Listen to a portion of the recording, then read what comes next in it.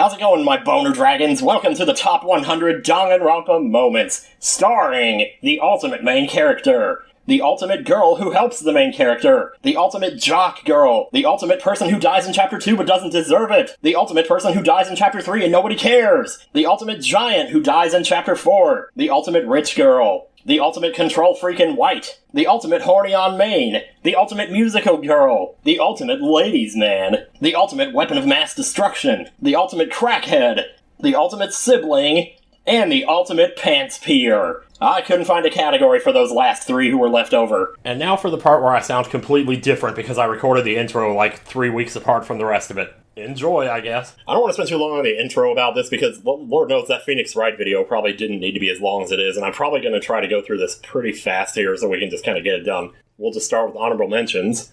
First of those being Nagito saying, "Bullying a girl? Not cool, Hajime." It's just a good line. A lot of these are just good lines by characters or good moments. Or another one is Makoto's flagpole. That is, I think, one of the first times you probably laugh when you play the game. Platitudes.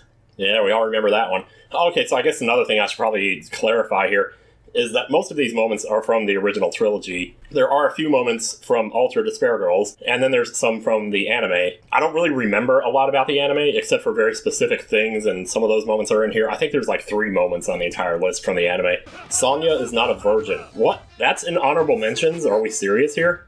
No, that should be in the top 100, man. What are you doing? I may need to look over this. Oh well. I literally haven't looked at this list in 3 weeks because there's been a lot going on. I'm not going to get into it. Rantaro's FTEs, free time events, those were interesting. All the stuff about his sister and everything. Or about looking for his sister, and then you find out he has like 12 of them or something like that. Himiko saying, "Quit talking about your poop, nobody cares."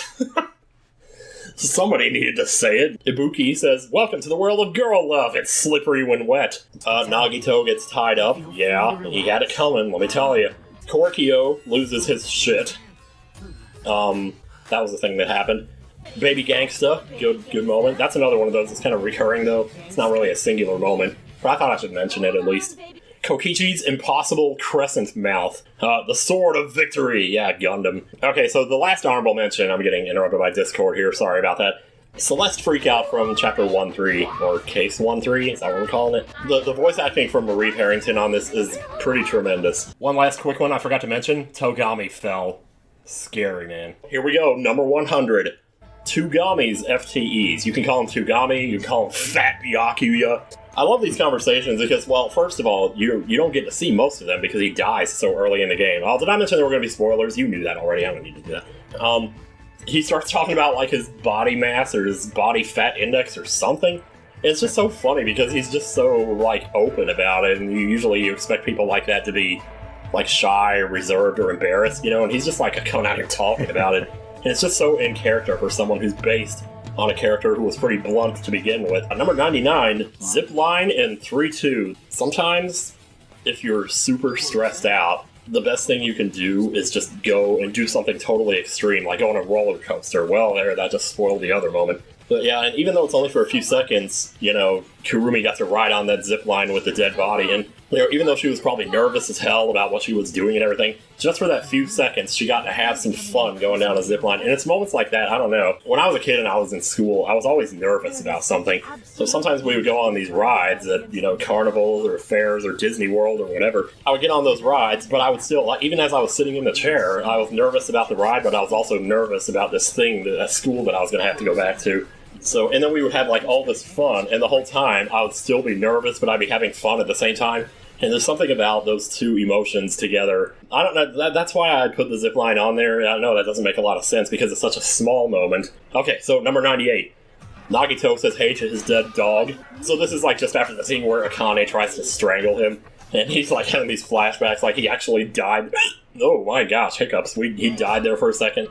Or so he says, and he's probably just making jokes. Who knows with him. Number 97 is Yasuhiro's Hamburger Story. I have kind of a love-hate relationship with this because when you watch people play this game, you're always anxious for them to get to the really good stuff. And then the story comes along and just brings everything to a halt for like 2 or 3 minutes. And yeah, it's a funny story, but at the same time, I'm just like, oh god, can we just get to the part with the thing, you know, and the other thing, and the trial and all that crap. It's still a good story, though. It's pretty funny. Number 96, Chiaki, Too Much Info. Yeah. So I don't think I need to explain that one any further. Number 95, Angie's Wax Sculptures. Man, when you first walk in the room and you see those people hanging upside down, the first time I saw it, it was pretty shocking. And then you see Angie's dead body and you realize it's a murder scene, and it's just like all this stuff. Number 94. And I hate that hedgehog! Number 93, Taka goes Super Saiyan. I don't know, man. I can see why people would have differing opinions about his development, especially after Mondo kicks the bucket and all that. And hey, it's kind of weird after this moment. But the thing is that actually in that moment, when he's talking to Alter Ego, Alter Ego, Alter Ego turns into Mondo and starts telling him all this stuff about, you're going to get all depressed, you're going to give up now, don't do that. And there's just this small, tiny moment where Taka smiles and he holds his fist up like he's about to get his resolve back. He's about to just go and live his life, and do what Mondo would have wanted him to do, What he ends up doing is weird and maybe a little stupid, but the first time I saw it, and every time I see it now, it's like I always get this fleeting sense of hope that he's going to be okay. That's a good feeling, even if you know it's not going to happen. It's still a good feeling to think, oh gosh, but maybe it would. Number 92, Mikan Dead Bad Cigarette. I'm going to have to dig up those pictures or something. This is a long story, so I used to smoke, right? And I also used to take selfies of myself doing stupid crap. One of the kind of selfies I used to take was myself looking as tired as possible, just to express how tired I was all the time. And there were always different variations of this picture. So one of them was just me with a cigarette hanging out of my mouth, like that guy in The Mask who dies, and the cigarette falls out of his mouth and everything. I was trying to look like that. And then I somehow ended up doing a variation of that, where I had the cigarette hanging out of my mouth, but I also had my tongue hanging out too. It's like, how dead can I possibly look in these pictures? And when I see Mikan make this face, it reminds me of those pictures, even though they don't really look that similar. There's something about how wide open her mouth is, and it's actually pretty terrifying. Because if you play the game up to this point, you've seen what kind of character Mikan is, and then you see her flip out like this. It's like Celeste, you don't expect it. Ugh, boy, when she starts losing her mind, boy, does she go all the way with it. Jeez, we're not even out of the 90s yet here. Number 91 is the first appearance of the Mono Beasts in Danganronpa 2. Man, if there's one thing I love about Danganronpa 2, it's the atmosphere. And while it's really not uncommon to see sandy beaches or giant scary machines in fiction, you usually don't see them both at the same time, and maybe that's what gets me about this, I don't really know. I mean, that's why the fight on Scarif in Rogue One was so cool, so there you go. Okay, number 90, finally, here we go. The use of a real body for Sato in that game. Is that actually what I put there? Wow. Yeah, it is kind of weird, because all through the game you're just seeing, like, video game characters or animations, and in this game within a game that they put here, it's a little bit different because it's more like one of those old school point-click adventures, that kind of thing. And then just all of a sudden they show this picture of an actual person, a real person. And it's like, who knows who that person is in that picture? I actually wonder that myself. I wonder what they're doing these days. I wonder what they're doing right now. Maybe playing Tetris 99 or something, who knows? Actually, she's probably like doing some art or something like that if I had to guess. Oh, it's raining outside right now, let me tell you. I hope the mic isn't picking that up, I'm sure it is though. Number 89, Monosuke, jeez, I'm so bad at Japanese. He says, "This is the year of the Jets, fuck the Patriots." I don't know what that has to do with anything, but I think that line is hilarious. Number 88, Nekomaru is a robot. Yeah, losing Nekomaru, or almost losing him, was kind of a tough moment, because he and Akane had a nice little relationship going on, and they were always training and everything. And then somehow things just went too far, and he was protecting her from Monokuma trying to blast her for something. And he ends up taking the blow, and you think he's dead. Then he comes back at the end of Chapter 3, and he's a robot, and it's like, there's a part of you that's like, oh, thank God he's still here, and you still get to hear his great voice, and maybe not as many poop jokes, because robots don't poop and all that. I think he still makes some anyway, though. What is that, 87? Jeez, I should have put numbers by these. Number 87, Dick Cheese. Yeah, Miyu's got a lot of really interesting nicknames for people in this game, but Dick Cheese is just one of those that comes out of nowhere. I mean, they all come out of nowhere, but this one especially, I don't know. It kind of reminds me of how Hank and Me, Myself, and Irene, when he calls her cheese tits. Number 86 is removed to conform with local and international censorship laws. This is basically Monokuma talking about what Makoto and Kyoko were doing in the bathroom in the song, in the bathroom. Okay, I said it, there we go. Yeah, that's just a funny moment. I don't need to explain that one too much. Number 85 is the Funhouse puzzle diagrams. I actually really enjoyed this puzzle. It was confusing as hell, and I didn't understand it until, like, the very, very end. I just love how they designed the diagrams of the house so you could really tell what they were talking about, and when they explained about how the elevator is just a floor going up and down and all that stuff, and then the other elevator which goes around the outside of the building to make it look like you're on the same side, or you think you're on the same side but you're not, and then that's why the door goes to the other place even though it's not supposed to, because it's on the same side of the room or whatever. It's just fascinating. I thought it was really interesting. It's always fun to watch people go through that and try to whittle it down, figure it out. Number 84, Byakuya drinks the poison. This is one of those really weird moments. They did, like, art for specific moments in the game, and sometimes they would just flash up a really detailed picture because the rest of the game is just the same sprites being showed over and over again. And then they show this artwork randomly, and this is one of those moments where you're just knee-deep in the middle of a case. It's weird, because I almost want to say this is, like, the most forgettable picture that you see in the entire game. I mean, not to diminish the importance of the moment either, because, like, Byakuya drinking the poison to prove that it's not actually poison, and therefore, you know, it was a different bottle that got picked up by whoever when they went in that room, and then the footsteps and all that stuff. Just the balls that it must take to do something like that. To drink an entire... And was that like protein powder too? Because that would totally mess up his throat. I don't know.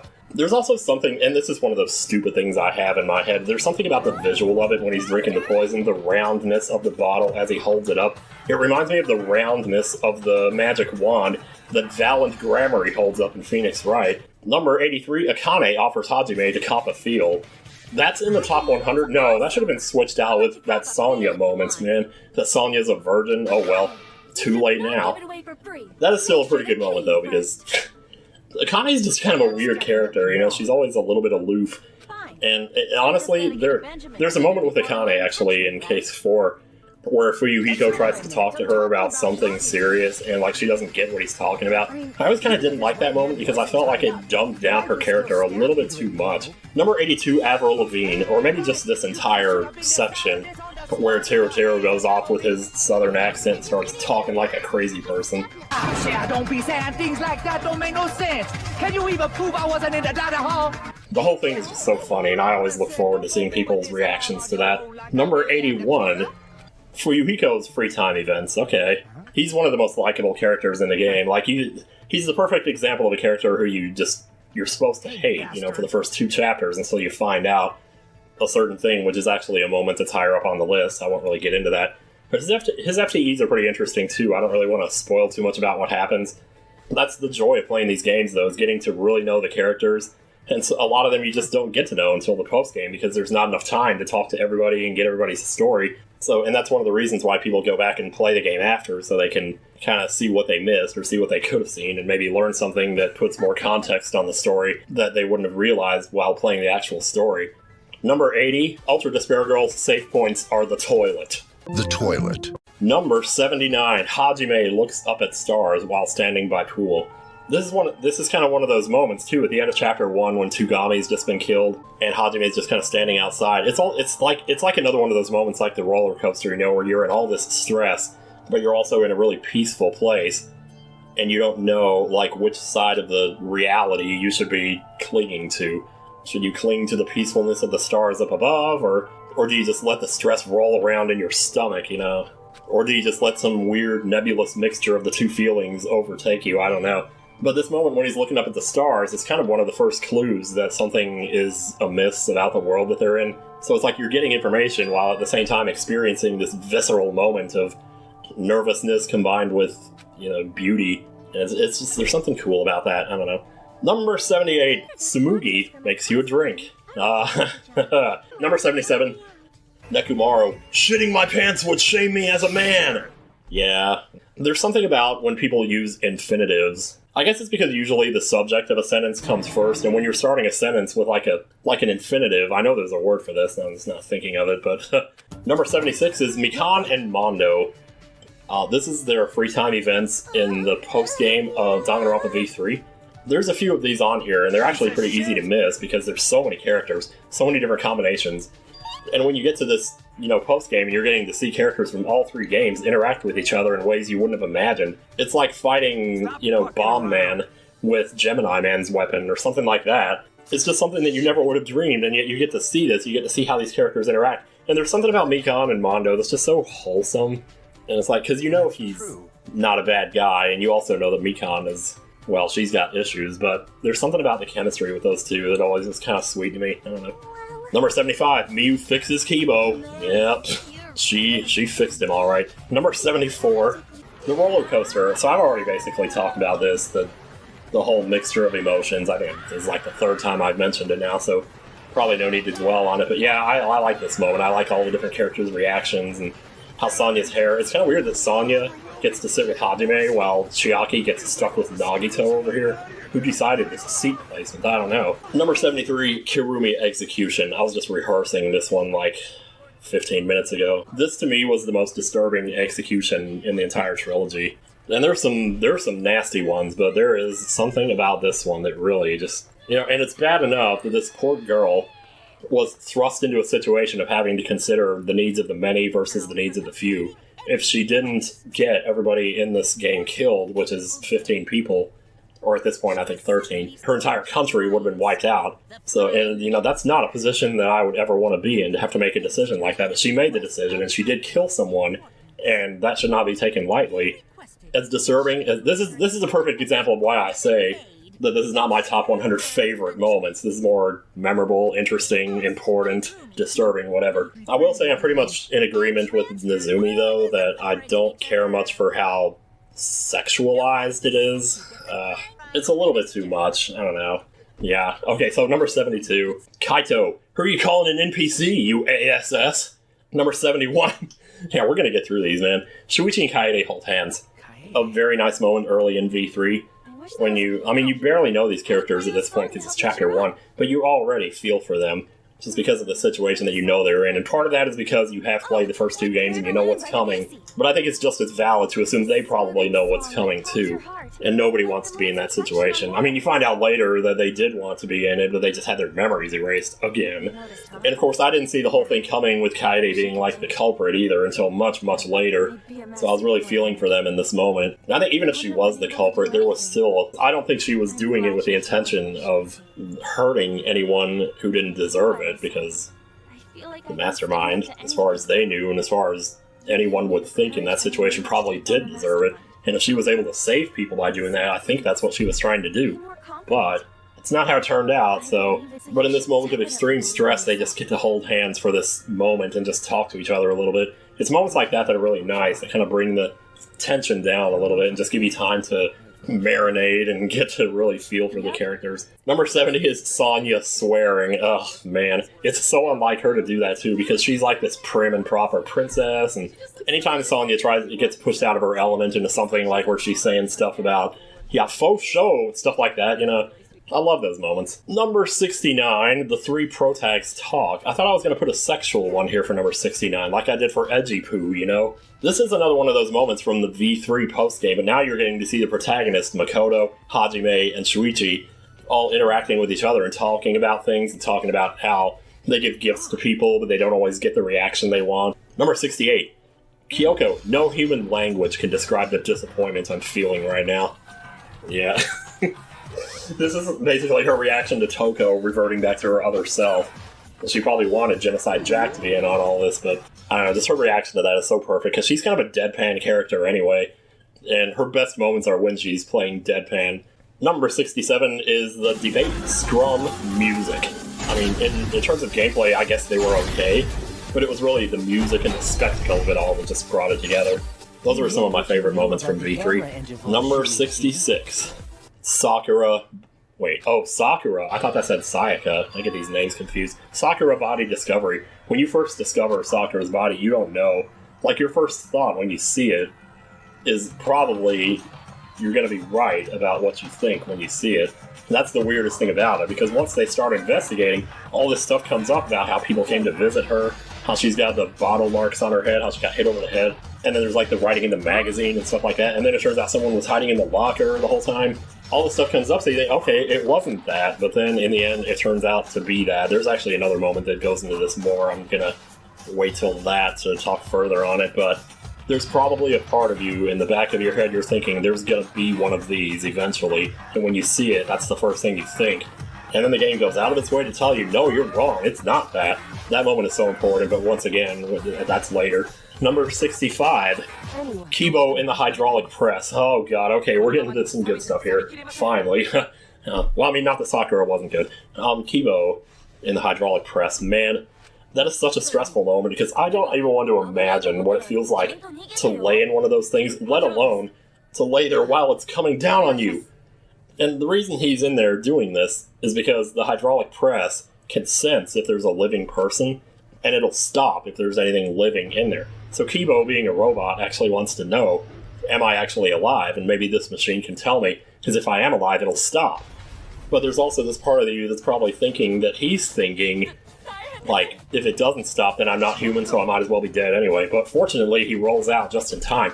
But man, it sure looks like he's going to get crushed in that moment. Ugh. It's one of the most stressful moments in the game. It's one of those moments that'll make you tighten your fists. Number 64, swimsuits in Case 2-2. Here we go with the Phoenix Wright again. Case 2-2, really? It's a good enough moment on its own, even without the fact that, like, all the different reactions you're getting from people. And just, I love how nonchalantly somebody's, I don't remember who says it, but somebody's like, I didn't expect Chiaki's jugs to be so big, and they just say it like it's nothing. And she's not even offended by it, which is just about as hilarious. Yeah, those are some pretty good shots, though. Those artists must have had so much fun doing that. I don't know, man. Number 63, Fap Sauce. Speaking of Toko, number 62 is Toko's free time events. Her story is actually pretty tragic. She gets invited to go on a date with a guy because she doesn't have much luck in that department. So when she gets a date with a guy, she considers herself to be extremely lucky and like, oh, I finally did it. And then when she goes out with this guy, what does he do? Does he just stand her up? I don't remember if he stood her up or what happened, but she finds out eventually that the only reason he went on a date with her was because somebody dared him to, or like he was trying to win a bet or something like that. And just, that's a terrible way to feel, to think that all this time you've been trying to find someone to love, and the moment you do find someone like that, you think this is it, and you find out that love had nothing to do with it, and you're just left with your own feelings. I'm not saying that justifies her character going around and killing people, but still, shit like that's painful, man. It'll mess you up. Number 61 is Makoto telling Junko she's full of shit. You're so full of shit! It's so freaking good.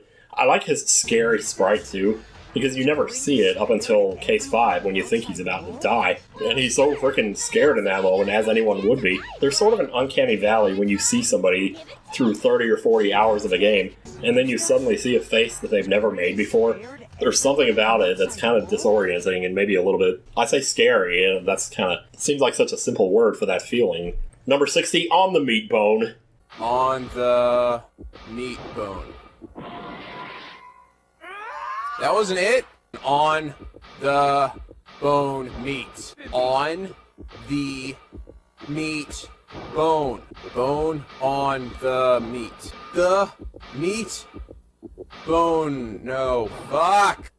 Meat on the bone. This is the end. Oh my god. I mean, we've all been there. The other thing that's funny about this, though, is that later on in Chapter 5, there is a car driving by outside. Later in Chapter 5, it actually appears as one of the possible answers for what would have been left behind if Nagito brought poison to their warehouse. It's like, oh no. I just love when they bring stuff back like that. There's another one of these a little bit later. Number 59, Ibuki's concert, and of course, Soda's reaction to it. It's hard to know what to expect with a character like Ibuki when she first says she's a musician. You're like, okay. But, you know, my first thought was she's probably like Gwen Stefani, No Doubt, that kind of thing, you know? Because she's all bubbly and cheerful. And then when she gets on the stage, she just... she goes ham. And, yeah. The Soda's reaction to it, though, is just as great. Because I think that was a lot of our reactions to it, probably. I didn't notice for the longest time that there were like two different sprites of him screaming. And when I noticed the difference between the two, I thought it was so funny. Number 58 is the DVDs. So at some point at the end of the first game, you find some DVDs of the interviews that you did, in which you agreed to be a part of this. And like, there was no, you didn't agree to all the killing and stuff, you just agreed to be sheltered from the outside world because shit was happening out there.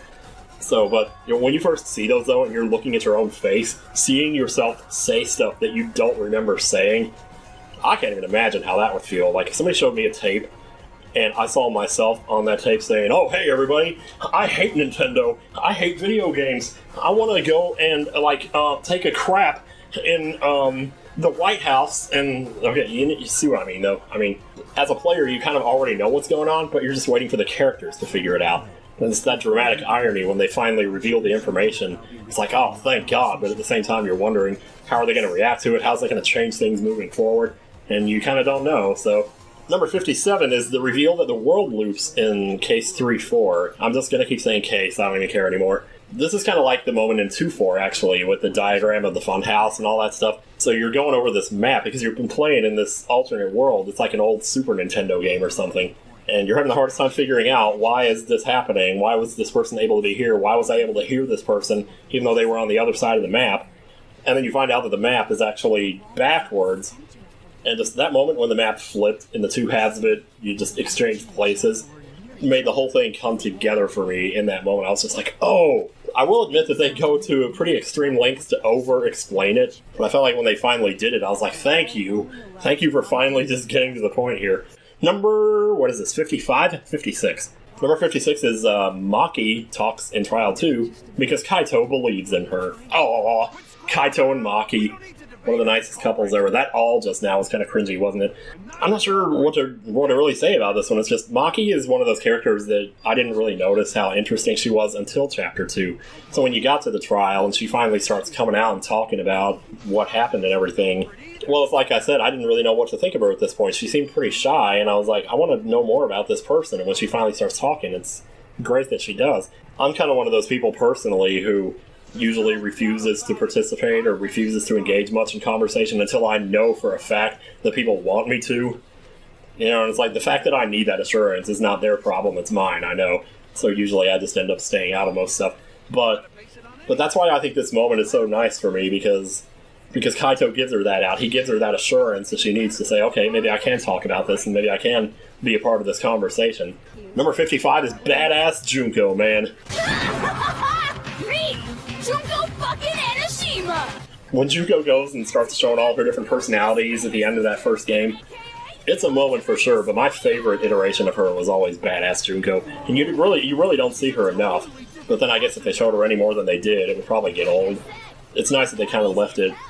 They made it just rare enough so that you can appreciate it when it does come out. It just made me smile, what can I say, man? Just make up whatever answer you want, I don't give a shit! The truth's fucking lame anyway! So, number 54, if you get penetrated by something so big and thick. Like I said, if you got penetrated by something so big and thick, you would die instantly. The shape of her mouth. It's just, okay, no, we're moving on. Number 53, Himiko cries at the end of 3-3, and Tenko's final words, yeah.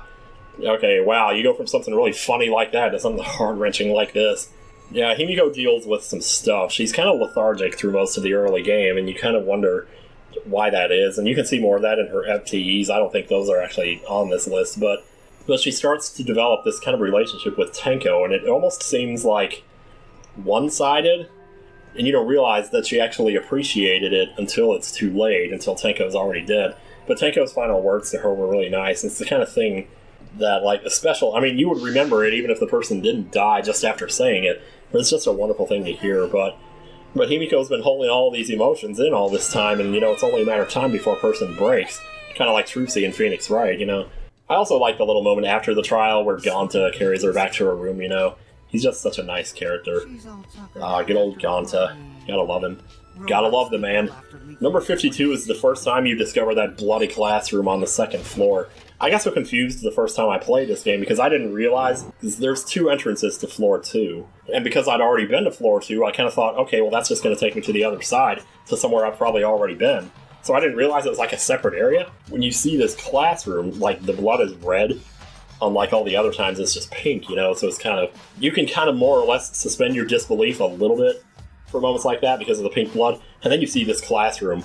And Byakuya talks about it. He says you can smell the fat. So, yeah, it's funny he would say the word fat right now, but anyway.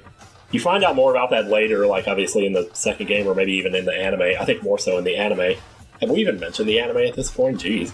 I would have thought at least one of those moments would be in the bottom 50, good lord. So, number 51, finally, we're at the end of the first half here. Number 51 is Gundam and Gonta on the board game. This is the third one now, isn't it? And Gundam and Gonta kind of have an interesting relationship because they both have a kinship to animals. It's like the Lion King with humans, almost. I don't know. It's just that after playing these games, all 3 games, and seeing all these people die and get mutilated and whatever else and kill each other, just to see them in this peaceful environment, to see how they would have been if they could have just had a normal life. There's something about that. Like, I would have loved to see what would have happened if characters from the Hunger Games got to just go live in a compound off in Los Angeles somewhere and go to college together. And number 50, okay, here's the first one from the anime. Genocide Jack prevents Kotoko's execution. I'm not gonna... Yeah, this gets into some pretty messed up shit. And, obviously, one of the things I like about these games is just the idea that there's not absolute good or absolute evil in the world. Because these 4 kids, you know, they're kind of painted to be villains, but they're also painted to be tragic villains. And again, it doesn't always excuse what they're trying to do. No, absolutely not. But Kotoko's story, especially, once you find out more about it, is disgusting. And Genocide Jack, of all people, a serial killer, comes in and stops it, you know, and I already love Genocide Jack as a character in general, but in this game especially, she just shines. Did I say this was from the anime? I meant this Ultra Despair Girls. Sorry about that. Number 49, Monokuma joins your party. Oh, yeah. 3-5 is one of my favorite cases in the trilogy, and it's confusing as hell, but the idea that someone committed a murder that even Monokuma couldn't figure out, that was mind-blowing to me, because Monokuma, over the course of the trilogy, I started to get a little bit sick of him. It's all his shenanigans and how much pleasure he seemed to derive from killing people, even if they did, I don't want to say deserve it again, like, this is just, it's a touchy subject, really, but then when he, like, joins your party, you're in this case, it's like, okay, I don't like you, but I'm glad you're on my side for this, I guess? I don't know. Number 48, Kyoko encourages Shuichi. Okay, another one from the board game. How many of these are there? Wow, I didn't think there were that many. And Shuichi and Kyoko, you know, both being, like, ultimate detective types, would definitely get along. But Shuichi obviously had a bit of an issue with his own confidence and everything, where Kyoko was like the polar opposite of that. She was not always 100% sure about everything, especially when she found out the stuff about her dad and all, but having her be able to communicate to him, like, some of her philosophy and the way she deals with things, I thought was really nice, you know, just getting to see that. Because, like, in V3, you know, he had Kaito to egg him on and to, you know, help his confidence and everything. But Kaito was kind of, like, naive to a fault, you know, where Kyoko's not like that. You know, her advice to him has more weight to it than Kaito's did. Or anybody else in V3, for that matter. Number 47, Hifumi's pants. Yeah. I don't know why that's in the top 50, but whatever. Number 46, oh my god, I guess this is Danganronpa, so there's gonna be some dirty ones here. Toko's fantasies about Byakuya. Ultra to Scare Girls. Yeah, that's pretty scary, I'll tell you. Number 45 is Chiaki's free time events. Hey. Everybody loves Chiaki, so everybody wants to know more about her, and you watch her free time events, you will learn some shit, let me tell you. Number 44, Sayaka's body discovered.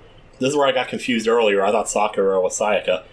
But Sayaka's the first body discovery that you see in the trilogy, so it definitely sets the tone for what you're about to deal with. But even more so because at this point in the game, you don't know what she was trying to do, and so you still totally trust her, and she's almost to the point of being your girlfriend, even though you just met her like a day ago. Still, you wanted to sympathize with her and make a friend. It sets a precedent for the entire game, because you have, like, your favorite characters, and you hope your favorite characters don't die. And I think for most people, Sayaka was probably their favorite character in the game. They set you up for that, and then they just, bam, they kill her. And that moment is a shock. Number 43 is when Monami strangles Junko at the end of, basically at the very end of Super Danganronpa 2. I don't know, this moment is just so cool. It starts with Hajime and Chiaki saying, "No, that's wrong," together, both of their faces pop up on the screen at the same time. But the visual of Monami strangling Junko just is, I always loved it. It's just so bright and cheery and rainbowy, and there's just hearts bursting out from every possible orifice. Like, it's a wonder Monami herself survived it, but I guess she did. Number 42, finding the happy photo in 1-3. Yeah, this moment actually shocked me quite a bit in the first game. When you find this photo, because, like, you don't have any memories of what you see in this photo when you find it, first of all. And then second of all, everybody's happy in the photo. So it's almost like you're looking into an alternate life. Like, when did this happen? Because I don't remember this happening. I don't remember ever seeing these people look like this or act like this. So, like, seeing this for the first time, yeah, I mean, I don't even really need to explain it. It's weird. The first time I saw it, though, I thought, you know, is there something wrong with our memories here? And I'm a huge fan of movies that have to do with memory stuff, like Memento, Eternal Sunshine of the Spotless Mind, all 50 First Dates. Oh my god. Number 41, Boob Lust. Number 40, 'cause it's a game! Cause it's a game! I don't know, this is one of those random moments that almost didn't even need to be in the game, but it turned out to be so funny because like, I can't tell in moments like this whether they want you to suspend your disbelief or not, but he keeps reminding you, no, it's a game! There's something funny about it, because, like, that turns out to be the explanation for so many different things. All these characters chime in and say, oh, but this happened, and he's like, 'cause it's a game! It's kind of almost a feel-good moment, I think, because it kind of reminds you, hey, we're just having a video game, we're just playing, we're just having fun here. Number 39 is Kyoko trash-talking Byakuya in 1-4. This one might be a little bit close to him drinking the poison, but I feel like it is kind of a separate moment, because when you start to really unravel what happened with Sakura and all that, Byakuya starts to get into this mode where he's like, how could you know something that I don't know? And it's when you really realize kind of how egotistical and brash he is. Like, even a character like Byakuya, when presented with the truth, he can't deny it, and he knows that. I have to admire him at least for that, for not denying the truth when he sees it right there in his face. But then Kyoko has to take it a step further and start trash-talking him and saying stuff like, oh, you still don't understand? Well, let me spell it out for you. Because that's what he's been doing to everybody else all this time. So then she gets a chance to do that to him. And, I mean, he even goes so far as to, like, apologize. I think that's pretty, I don't know about admirable. I'm not sure what the right word is I'm looking for here. It's just nice to see it happen, because he had it coming, I guess. Oh god, number 38, okay. I'm gonna have to be careful with this one. Number 38 is from the anime, it's Chisa's brainwashing. If you've seen the anime, you know this, you probably didn't forget it, and it's very disturbing. I'm not gonna talk about it for very long here, but it's a moment that will not leave your head once you've seen it. It's kind of like the whole Clockwork Orange thing, but this is... I'm not gonna say anything else about this, it's a little bit too much. Number 37 is Junko, Ganta, and Kokichi. Pure chaos. Yet again, we have another board game moment here. I can't believe there's 5 of these already, just in the bottom 37. You just have to watch it. I can't even explain this one. It's like Ganta is having an existential crisis while Junko and Kokichi are going back and forth. Junko and Kokichi, dear god. You could make an entire TV show out of those two. Having Ganta in the middle of it is just like icing on the cake. Number 36 is Nagito Komaida's free time events. Every time one of these comes up, I keep saying stuff like, I don't want to spoil it, you should just go watch it for yourself. But his story is really funny, though, because his entire thing is that he's lucky. And you find out all these different stories about how, he got kidnapped, but they found a winning lottery ticket in the garbage bag that they put him in. So it's like bad luck, good luck, it keeps going back and forth. But the bad luck ends up being the cause of the good luck. And it's just so messed up because it gets all the way to the point where he's got like a brain problem. I don't remember if it's like a tumor or something, but he's got like some kind of terminal condition, and yet he's still alive. So it's hard to imagine what it would feel like to be in a position where you have something like that, where you know that you only have so much time left. Like, how would you talk to people? Like, there would be it feels like there would be no stakes to anything that you did in life, and some might say there's no stakes anyway. Yeah, his FTEs are very interesting, and I've definitely... If you haven't seen them, they're worth a look if you're even remotely interested in this franchise to begin with. Number 35 is Ganta and Himiko go to gym class. So just after the moment where Himiko was crying and breaking down and everything, it's moments like that where, you know how they say it's always darkest just before the dawn, that kind of thing.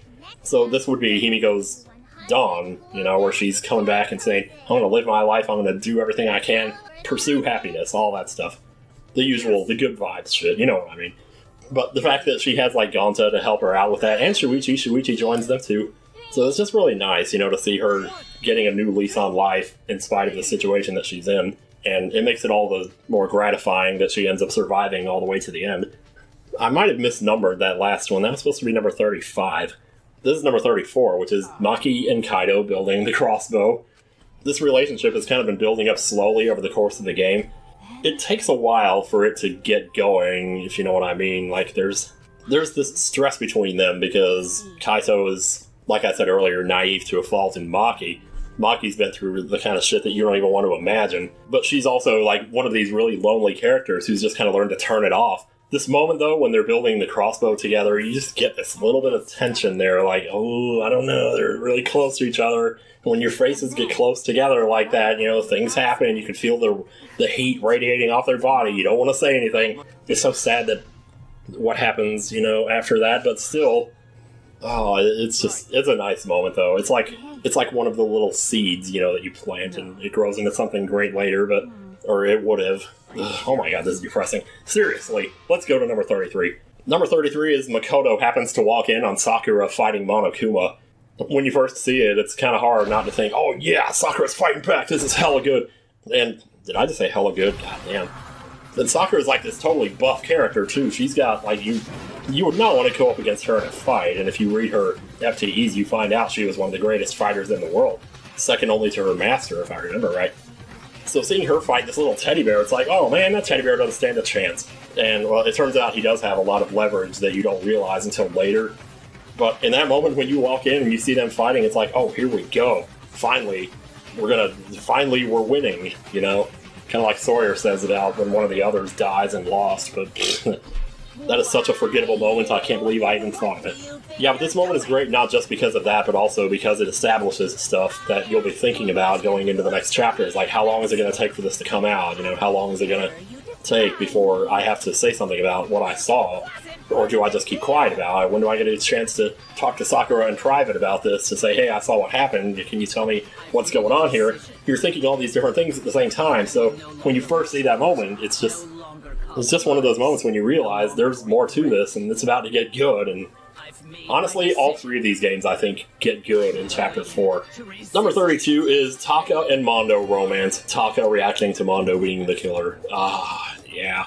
At the moment when these two go into the spa and start, they're fighting back and forth with each other because they're just guys, and eventually they settle it by seeing who can last the longest in a spa where it's like 200 degrees or whatever, and you don't really see what comes of that until the next morning, and all of a sudden these two are getting along really well, and it's anybody's guess what happened in there, but it's just, I don't know, I love their relationship. I just love how chummy they are with each other all of a sudden. They're both going back and forth, shouting YouTube poops at each other or something.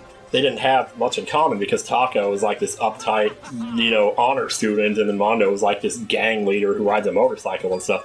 So it's hard to imagine how they could have anything in common, and yet you totally believe that they do when you see them start hitting off each other. Once again, who knows what happened, but it's sure a good thing that it did, because you need levity at that point in the story. You need something. Number 31 is Toko Smiles. She only smiles one time in the two games that she's in, and it's the second one at the very end of Ultra Despair Girls. She has this entire relationship with Makoto's sister, Komaru. It's just that Toko is such a hard character for people in the games to relate to. There are things about her that I relate to, but otherwise, maybe not so much. But you can tell by the end of that game that they both equally needed each other, and that they both had, something to gain by being friends together. And it takes time for that to work itself out, as it always does. But when it finally does, and she finally smiles at her, you don't realize how beautiful she is until she does that. And it's just wow. You already liked this character so much more. It's like Ultra Despair Girls did wonders for Toko's character. But that ending, especially when she finally smiles, that's just a great moment. I don't know what it is with me and girls smiling after, hours of them never doing it. It's like the same thing with Adrian and Lana Skye and Phoenix Wright. But anyway, so here we go, number 30. Oh boy, we're getting up there, aren't we? Hajime is Izuru Kamakura. Yeah, this character is important because you see their poster hanging up in Chapter 4. Then they just kind of drop it and it doesn't come up again for a while. But man, when you find out all the truth about that and you see Hajime's alternate form with the long snake hair like Sayaka, it's always interesting to see how Izuru reacts to other people too, in the board game. I think that actually comes up later though, so I'll just talk about that then. But something crazy had to happen, and it might as well have been, hey, the main character is this crazy guy, who has these insane abilities and he doesn't even realize it. But at the end of the day, Hajime is able to come to terms with the fact that maybe he is not who he thought he was, but that he still gets to make his own decisions and build his own future. Number 29 is Mahiru's free time events. Here we go, free time events again. But honestly, these are one of the most surprising because as someone who's always loved photography myself, getting to see what she kind of went through and what her relationship is with the hobby and how it affects her relationships with other people, it goes pretty deep, and it's actually really, really interesting. It's one of the best free time events out there. I only see one other one in the list. There might be one in the top 10. I'm pretty sure there's not, though. Number 28 is at the end of the first case in V3, when your point of view changes to Saihara. Even the marketing of the game would have had you believe that Kaede was the main character, and that you would be playing as her for the entire game. So this little ass pull when they come up and they say, nope, she's not the main character, she's the first culprit, now you're going to be this other guy. I mean, it's at least good that they established she had a relationship to him building up to that, so you didn't feel like you were just completely blindsided, and you were able to relate to the character whose point of view it was changing to. Like, I don't know a lot of video games, to be honest. You would think I would, but it's kind of surprising. But I don't know a lot of other games that have ever actually done this, the point of view change. I know Mother 3 has done it, and I'm sure there are others that are just not coming to mind off the top of my head, but I also kind of feel like the presentation in V3 was really on point. It was very sleek, it looked very cool. So when stuff changed around and you were changing to this other character and the spotlight comes down, the way they presented the entire moment was just really kind of beautiful, despite how ugly things were looking for Kaede in that moment. But yeah. Number 27 is the truth about Chihiro's dad. One of the cool things about Ultra Despair Girls just was that there were callbacks to characters that you knew from the other games. Like when you met Asahina's brother, and he was also a great swimmer and everything, and yeah, sure, he got killed off and all that, but then you also find this connection to Chihiro when you meet their dad. I guess what I really like about this moment is the picture they show at the end of it, and the dad looks happy, and so does Chihiro. And it's just nice to see that they were getting along even after Chihiro made their decision to do what they did. Because a lot of parents are not so understanding, especially like the older generation. We all know this, and so to see someone who was able to do that and still have the approval of their parents, and their parents still love them, that's just a really nice thing to see. In this crazy old world, let me tell you, you need all the good you can get, and that was a pretty nice little moment there, I thought. So it sucks that the dad died, but oh well. I guess so did Chihiro, so I guess they're together again, whatever. I sound so dismissive about it. God damn, dude, how insensitive can you be, you asshat? Genocide, or number 26, Genocide Jack reveal. Have we talked enough about Genocide Jack in the last 10 minutes? Good lord. So you get introduced to Toko. You kind of think you know what's going on with her. She's depressed, she's lonely, she's a writer, she doesn't want to talk to other people, she holds up in her room all the time. You see a lot of shy characters in video games who kind of come out as the course of the game rolls on, like Joel from The Last of Us or somebody like that. But usually what happens is they start coming out and they make a friend and they have these emotional moments, these really good, happy, wholesome moments, as they finally learn to love themselves or to come to, to actually learn to trust other people and that kind of thing. And this reveal is couldn't be more different. Some of the best voice acting in the game comes from Genocide Jack, and I would say, yeah, that reveal was one of my favorite moments in the first game. And like I said, I love the way she introduces herself to the mastermind, because they don't know each other. So she's like, oh, cool, it's you. Okay. And they're both really bad people, but just seeing them cordially interact like that, there's something silly about it. Number 25. Hey, do I sound different? It's because this is a separate recording, because I decided to replace this one. Originally, it was Hajime and Chiaki by the fountain, and that was it, from the anime, And I don't know why it didn't occur to me that actually a much more memorable moment than that would probably be the last time he says goodbye to her. He's like, what does he say? He says, see you tomorrow. Or she says, see you tomorrow. Or he says, see you later. And then he just walks away, and she waits for him, and she waits and waits. There's just people walking by, and she's just sitting there playing her game. And it is absolutely heart-rending to watch this wonderful, wonderful girl just sit there and wait for something that just never comes. So much for that, I guess. Number 24, Kaede's execution. The order of these is kind of bothering me because I feel like, I just talked about this character 3 minutes ago. Seeing Kaede get executed is also... There are a few executions on here, and those are typically the most memorable moments, but I didn't want to make it... It's like I said about the breakdowns in Phoenix Wright, I didn't want to list all of them on the list, but just the ones that seem to have the most impact. For the first two executions in V3 to come back-to-back like that, it's pretty startling and really sets the mood for what you're in for the rest of that game. It does kind of lay off in Chapter 3 when things get silly, but still. Number 23, Nagito playing Russian roulette. Holy shit, this guy is crazy. I don't want to leave this on screen for too much here. In fact, I don't know if I'll even show it at all because it's, I don't know if people want to see that. Of course, I guess if people are watching this, they have played the games, they probably have seen it already, so it wouldn't be, too bothersome, I guess. I don't know, but, I actually thought the escape room was one of the most fun parts of Danganronpa 2. But then when it ends up with him doing that, and then you find out later that there were 5 bullets in the barrel, so he had a 1 in 6 chance of living. But then he even says later on that if my ultimate talent is luck, what kind of ultimate talent is that if I can't even overcome 1 in 6 odds? In the meantime, number 22, Despair Arc theme song. And a lot of anime stuff all of a sudden here, wow. We just had Hajime and Chiaki by the fountain, but this theme song, honestly, I had to put it on my car playlist because it's just so freaking good. When you know what happens in the anime, it's even more of a disarming, like, difference between how the song feels and what actually happens in the show.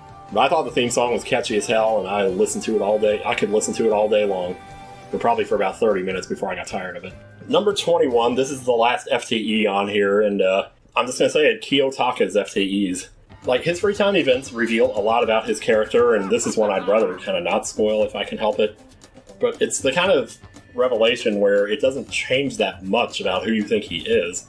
You're trying to get him to, loosen up and have more fun in his life, but by the end of it, it's like, there's parts of it where he kind of misinterprets what you say, and it's actually really funny.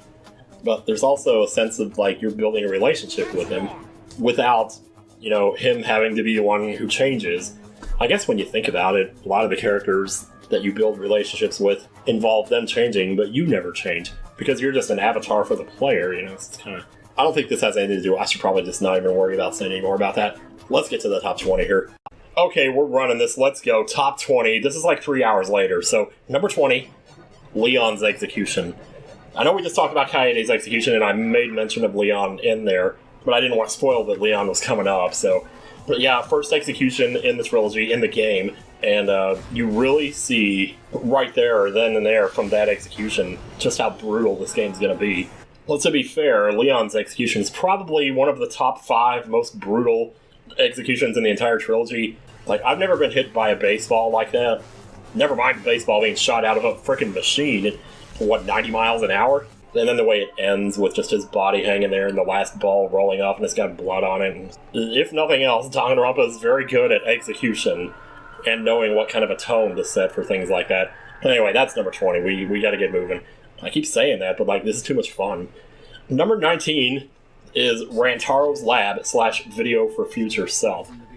Yeah, another V3 one. I actually like V3 a lot. There's probably maybe more of it here than there should be, but that moment went because I thought Rantaro was kind of an interesting character, and I really hated that he got killed off so early. As you always wanted to get to know him more, and so it's really cool when he actually comes back at the end, because, if this had happened in the first game with Leon coming back at the end and having a video for his future self, I don't think too many people would have cared. And in the second game, if Teru came back with a video for his future self, nobody would have given a shit. But Rantaro was just a solid kind of character. You always kind of got the sense that he was, for lack of a better word here, stable. It just seemed like there was something more important to him, and I was glad to kind of be confirmed to that. And just the idea of making videos for your future self, that's what I've been doing for 2/3 of my life, so...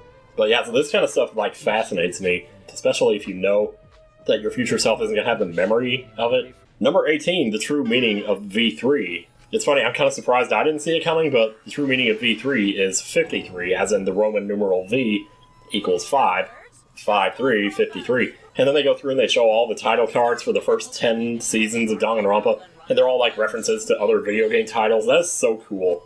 I love that they did that. It was such a funny little moment to make a zillion references within 2 seconds and have it actually be funny, while at the same time, pushing the story forward with yeah, hey, this has been going on for a little bit longer than you thought. Number 17 is this simple exchange. What shall I do? I did a lot of disgraceful things in front of those cameras. You sure did. Number 16. Oh, I hate this one. Alter ego execution. God. And this is the Sakura case where it comes out that she actually took her own life. So there was really nobody to punish because there was no killer, there was no murderer, unless you count Sakura herself. But since she was already dead, what are you going to do? But there has to be an execution, so who are you going to execute? And I didn't know who it was going to be. I was like, wait a minute, what are you talking about? Who are you going to execute here? And then they show Chihiro's face, and oh, your stomach just... I don't remember how I reacted. I don't know, but even watching it now, it's your stomach just turns because because Alter Ego has said things to the effect of that they can feel when you're touching them, which I know that's not real and all that, but in this fictional world, though, it's I don't know, you have to take stuff as for what it's worth. I believe there's like one scene where Makoto is taking the laptop and he sticks it in his pants to sneak it off somewhere, and Alter Ego says something like, "Oh my god, that tickles," you know, and it's like, oh, so when you see it under a crane and they start getting crushed by that crane, it's just, oh. There's no, I just hope it was fast. I hope it was instantaneous and well. Okay, I'm gonna just stop talking about this, man. But man, that was a moment, though. It was pretty freaking memorable, if you ask me. Number 15, this is another difficult one to talk about.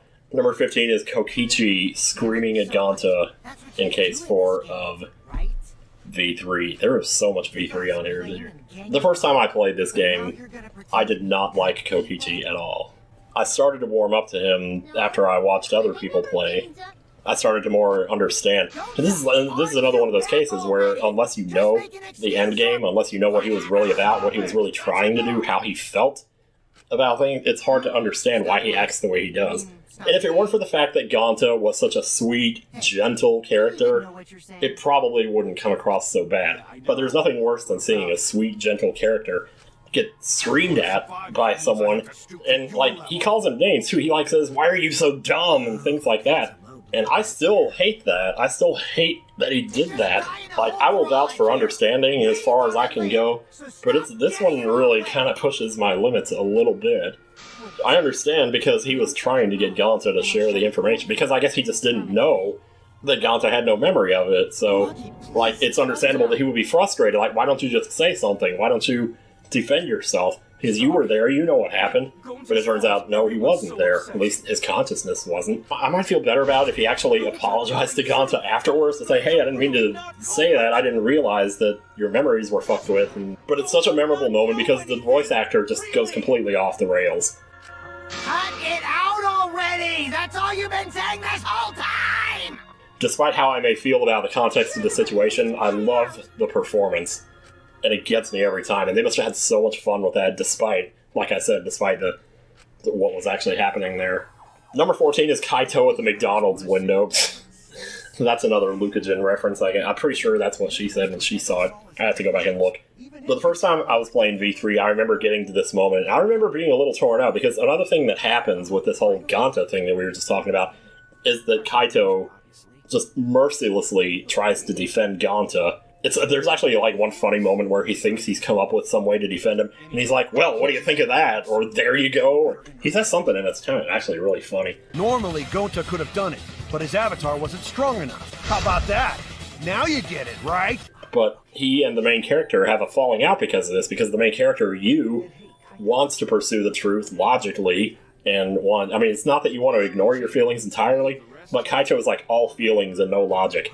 So you have this falling out, and then in Chapter 5, you're apart from him for a while, until this one point where you see him on the other side of a window, and you just start talking to each other, and I guess now that Kaito's had time to think about things, maybe he's more, reasonable at this point, so he starts talking to you and saying everything's going to be okay, and turning back into the old, he's still naive, but not like to a fault so much in this case. When you have the burden of feeling like you betrayed a friend just to get your job done, and just the fact that you get this burden lifted from your shoulders in that moment, it's a very nice feeling. And just when he smiles through the window, and I remember the first time I saw it, it looked like he didn't have a nose. He actually does, but there's just something about the ridiculously symmetrical shape of his face in that moment. I don't know, but I love it, and I love Kaito for that. I'm glad he was able to, come back around to being reasonable before what happens after that. So, yeah. Number 13 is Sakura's suicide note, and Byakuya steps out of the game. I've tried to avoid saying the S word as much as possible here, but this is what happens here. One issue that I sort of have with it is that they fake you out a little bit too much with fake notes before they actually let you read the real one, and then they split the real one into 2 different parts, so it's kind of confusing. And I guess the other issue is that half of it is voice acted and half of it isn't. But the contents of that note and what she says about her treasured friends and all that, like, I know it's hard to believe that she could say that. Like, how sad of a life do you have to lead to say that your most treasured friends at that age are people you've known for however long this has gone on? The fact that she does say that, though, the fact that she does consider these people her friends, makes you wonder, like, this is the first time she's probably really been happy, at least close to happy. I don't know. But after all that comes out and the dust settles, Byakuya is like, "Okay, bitch, I'm out of here," and he just... It's kind of one of the first times, I think, in the game when you might feel compelled, at least that's the first time I feel compelled, to actually clap for him and say, hell yeah, dude. That's what I'm talking about. Number 12. Okay, I promise this is the last one from the board game, the frickin' V3 board game, or whatever you call it. It's Kaede and Izuru talking about playing the piano. That's right. This conversation fascinates me. The whole story with Izuru Kamakura is that it is Hajime. He wanted to get into the real school, so he allowed himself to become the subject of this experiment where they made him into, like, the perfect person. He was absolutely a master at everything. He could beat you in Tetris 99, he could play piano like a god, he could build a house of cards, I mean, he could do anything. I kind of think there is a point where it's impossible to achieve perfection without sacrificing your humanity, because imperfection is what makes us human. And that's what this conversation really is about, because Izuru could get up there, and he does so, plays the piano perfectly, but Kaede notices that everything he's doing is, like, robotic, and that he's doing it by a procedure, not actually playing from his heart. And she gets up and plays, and he hears it. And I guess there's always a part of me that hoped that maybe he understood, even in that state, he understood why. Not why she was better than him, but just why she was... what is the word even? I don't know. Just why she was human, I guess. It's an interesting conversation, and it definitely makes you think about a few things as far as what it means to be human, and what it means to be perfect at something, and why you maybe necessarily wouldn't want that. And number 11, last one, who got boomed out of the top 10 here? Well, that would be Kokichi's fake-out death. Funny as hell. Caught me by surprise. It catches everybody by surprise. There are entire YouTube videos of just clips of people reacting to that. It's just so funny. Regardless of what I say about Kokichi, he is a funny man, let me tell you. And his crescent mouth lives on forevermore. So top 10. Oh my goodness, we have done it. Oh, did I have to put that one there? Jesus Christ. Oh... Number 10 is the end of V3, just basically all of the end of it. What I wrote down was the audience is the bad guy. And I remember when I first saw this, I kept telling people, I could make a 40-minute video just about this right here. I still haven't done that, and it's been 5-6 years? Because there's so much there, too. You're talking about, a 4-hour scene, just straight-up dialogue the whole time, so it's easy to miss stuff, it's easy to misremember stuff, and it's also easy to just not remember some things at all. When I was, in my 20s, I had this whole thing where I said, why does God allow so much violence in the world? And my answer to that was, because we enjoy it. Because we make movies about characters and stuff, and we make them suffer. We put them through all this emotional hell. And it's not like I'm any different. I wrote the Water Hands episodes, and they suffer through a lot too. But even like that, back in the day when we first made the Water Hands, my sister and I, it's like our original creations. I always wanted their lives to be perfect. I wanted their lives to be stress-free. As much as I hate to admit it, that does not make for good fiction. And the whole idea of fiction, geez, do I even dare get into that? I think there's almost something I don't understand about it, because it's we know it's fiction. But it's like fiction within fiction, but is that really any different than fiction? I don't know. It's like the whole Matrix within a Matrix thing. That's what the Matrix Reloaded did. Because Shuichi comes out at one point, and it's probably the highlight of the entire 4-hour scene, or however long it is, and he says, I refuse to give in to people who inflict suffering for entertainment, and I'm actually pointing physically as I say that. Check that world! I'll fight the world that inflicts suffering for entertainment! Because I guess in some ways I still agree with him, but I also understand that it doesn't make for a good story if there's not some kind of conflict, something for the person to overcome. But at what point is there too much suffering? At what point is it out of line to say, you just do a whole story about nothing but suffering? I thought I heard in one of Nizumi's videos they were talking about a movie that does that, and then at some point addresses the audience as if to say, is this what you wanted? Did you want this? Because, I don't know. I hate this expression, but they say, life is 10% what happens to you and 90% how you react to it. So I would write articles complaining about stuff, and then I would say, well, hey, if that's true, then bask in the beauty of my 90%, baby. And that's why this ending makes me so happy, because Shuichi did that. So there's too much to go over here, and there's no way if I do this 1 out of 100 here, I can't talk about this for this long. Maybe someday I can actually put my thoughts together more coherently to actually get an outline for my thoughts. Maybe not a script, but an actual outline so I could put this together better. I probably should have done that in the first place, but oh well. It's more fun to just do it unscripted, I don't know, so there we go. Okay, let's get to number 9 already. Number 9 is Ryoma's body discovery. This was the most surprising body discovery of the trilogy for me. It's the biggest WTF moment as far as I'm concerned. Because you're just doing this innocent magic show, you think everything's fine, she pulls back the curtain and there he is. And it's just what the fuck? And, like, it was a tank, it was empty, it was covered. But was he there the whole time? You know, and you got all these questions. And it's like, you didn't want him to die, so there's that too, because that sucks. Now, Ryoma's one of the characters I thought deserved to die the least, and he had such an interesting thing, like a story going for him. And, what makes it worse is his motive video, which I actually included as a parenthetical to this expression, or this number 9. His motive video is so sad, because all the people got motive videos from Monokuma, or the Mono Cubs, or whatever. I hate the Mono Cubs, by the way, just putting that out there. Everybody got a motive video of someone that they care about in the world. And Ryoma's video basically is just empty. He says, there is no one in this world that you care about, or that cares about you, so... And then that's just it. So, and if you watch his free time events, it's even more painful to see that.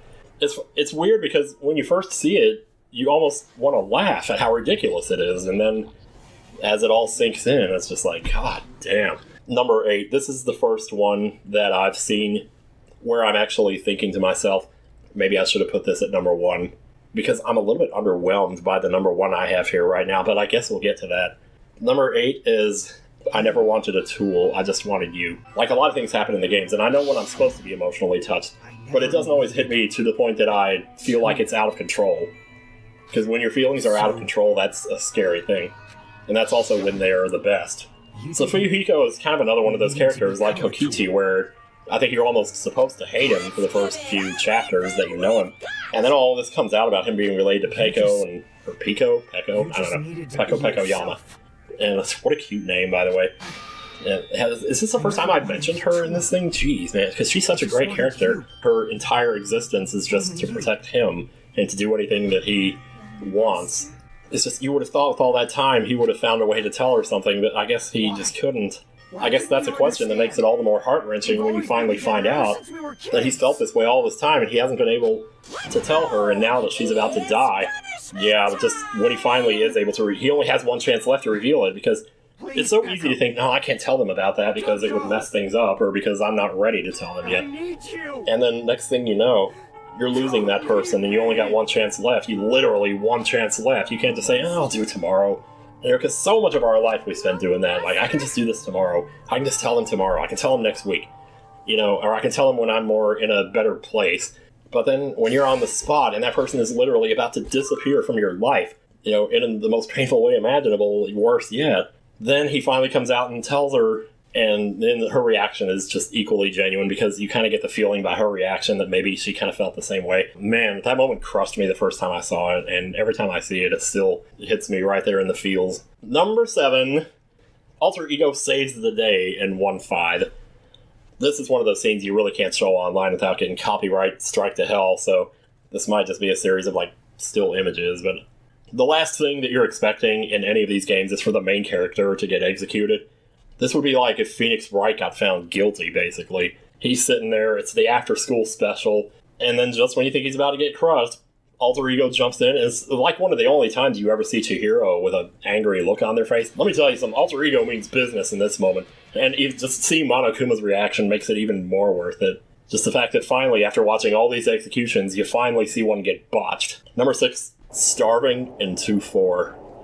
I know I already talked about 2.4 earlier with, like, the diagrams of the funhouse and all that stuff, but this moment is deliciously cruel. And what makes it even worse is that as you're playing the game, your character actually starts to slow down. Your walking speed slows down. And Monokuma's got you going to these Tai Chi exercises, or whatever they're called, and you're literally on your way to go do that, on your way to go work out, and you can barely walk. You can barely move. So kind of a weird story, I guess, here. I used to watch this, Lucajin's LP of this to sleep to. That there was one morning I remember that it was on this part of the game, and I was drifting in and out of consciousness. And it sounded like the music was slowed down. There's something almost terrifying to me about slowing down music. It wasn't that different, but it is definitely a little disorienting, and being half asleep and watching this part of the game is even worse than watching it awake. Oh my god, we're in the top 5. Yep. Number 5, this is a rough one, and I'm going to get through this one pretty fast. I think this is another one of those from the anime that's... You probably know, just by me saying that, what it is. Number 5 is Chiaki's execution in the anime. I had her execution in the trilogy, the original games, on here too, but I thought there was really no reason to keep both of them, and this one is definitely a little bit more memorable, shall we say. than the other one is. The other one is iconic, don't get me wrong. But this one is... Jesus Christ. I don't think disturbing is even a good enough word. There is not a word. There's literally not a word for this shit. I don't know if anyone's seen Nico B's reaction to this scene, but I don't know if it's even still out there, but wow. Like, I've never heard him sound like that before. And the first time I saw this scene, like, I almost couldn't believe what I was watching. I almost had to look away. And when we watched it together, me and my mods on Twitch, we had a watch party with Ace Fangirl who'd never seen it before. And I didn't want her to see this scene. And like, I think I even tried to warn her about it. I don't remember what I said, but it's like it goes back to what I was saying earlier about what Shuichi said about inflicting suffering for entertainment, because this is just too much. I really think it is. I guess it kind of had to happen because of the whole Izuru Kamakura thing and how he's not really human anymore because he's been driven into perfection and it's destroyed all his humanity. But when he sees what happens to her, he actually sheds a tear. And that is a pretty powerful moment, but I still don't know if it justifies what they did to her. Seeing a close-up shot of a girl's face as she lies on the ground, having just been destroyed, it's such an oddly specific situation. Surely I'll never have to see something like this again. Oh. Number 4, Kaito's not execution. You see what I say about all this V3? God damn, dude. There's no more V3 after this. This is the last V3 moment. Kaito's not execution. He gets sent up in the ship just like Kyoko's dad did in the first game, and he's already sick before the execution starts, so, you know. The whole case is so crazy because you don't even know if he's alive for most of it. It's either him or Kokichi that's alive, and you can't tell because he's using a voice changer. It turns out to be Kaito. I mean, I shouldn't, disregard Maki's moment, too, when she says she's never fallen for someone before. Yeah, seeing her break down like that in front of him and her hair goes crazy and you just wish that she could just do something. You wish anybody could do anything, but there's no superpowers in the real world. It's crazy how often sometimes this game can feel so much like the real world. But then when Kaito goes up in the machine, he's in the middle of the execution, he starts coughing again. He actually dies before the execution can reach its climax or finish or whatever you want to call it. And Monokuma is livid because he realizes he didn't get the pleasure. It's like, obviously it wasn't good enough for Kaito to die. He had to be the one to kill him, and that's why he's pissed off there, because he didn't get to kill him. He didn't get the pleasure of killing him. Number 3. Jesus, this is another one. This is the second time now that I thought this should have been number 1. You know what? I am going to move that one to number 1. I'm making an executive decision right here in the middle of while I'm reading this out. I'm moving that to number 1. Which means number 3 is the body discovery of Nagito. Holy shit, Nagito. There are probably enough analyses out here, this anal cis out there of his character, that I don't really have that much I could explain that hasn't already been said. And aside from the way that he arranged his death, which led to the trial that came after it, that is fascinating alone in itself. But this discovery, when you first see his body, it's like, you can't imagine what could have possibly made somebody do something this cruel to someone. So to find out later that he did it to himself is quite a puzzle to put together. But when you first see it, though, holy god, man. I never noticed how fancy his shoes were until I saw that, and I'm not... we're not going to talk about that. It was just a random observation. This is something I'm pretty sure I don't want to show on YouTube anyway, but we can still talk about it, though. I'm kind of surprised there's not more to say about this. It's just so shocking. So, yeah. They're always trying to go out of their way to surprise you while still maintaining the boundaries of reality or something, or fictional reality or consistency or whatever you want to call it. This is the former number 1, which I am now moving to number 2, because honestly, I don't know how I feel about this being a number 1, so I'm going to say it's number 2 now. Number 2 is Kyoko's return in Chapter 5 of DR1. This is such a freaking good moment. And I don't know why I feel underwhelmed at it being a number 1, but it just feels like it just comes and goes. It's not a moment that... It's like she comes back, she's alive, hooray, so you move on to the trial. But it doesn't feel like there's a lot of repercussions there. It feels like it's just a surprise that happens in the moment, and you're so glad that it happens. I really am. The first time I played the game, I was thrilled. I was freaking thrilled because I thought she was dead. I had fallen for it. I thought she was dead. And everyone else had every reason to think that because there was a body and there was no Kyoko. There was no extra student flying around. I mean, Makoto knew there was, or so she had told him, but we hadn't seen that student. We hadn't heard any hide nor hair of that student. So all we were just left with Makoto and these 4 other people, none of whom we could really relate to. I guess it's different, like whether you relate to them as a player or whether Makoto can relate to them. And I really don't know if he could have related to any of them aside from possibly Asahina. But even Asahina tried to get the entire class killed just one trial ago. So there's that. And the other 3 who are left are a serial killer, a crackhead, and someone who tried to desecrate a body. So it's hard not to be thrilled when Kyoko, the reasonable character, actually comes back into the picture. It's like, thank God. So we still do have someone we can relate to here. Because for a long time we didn't.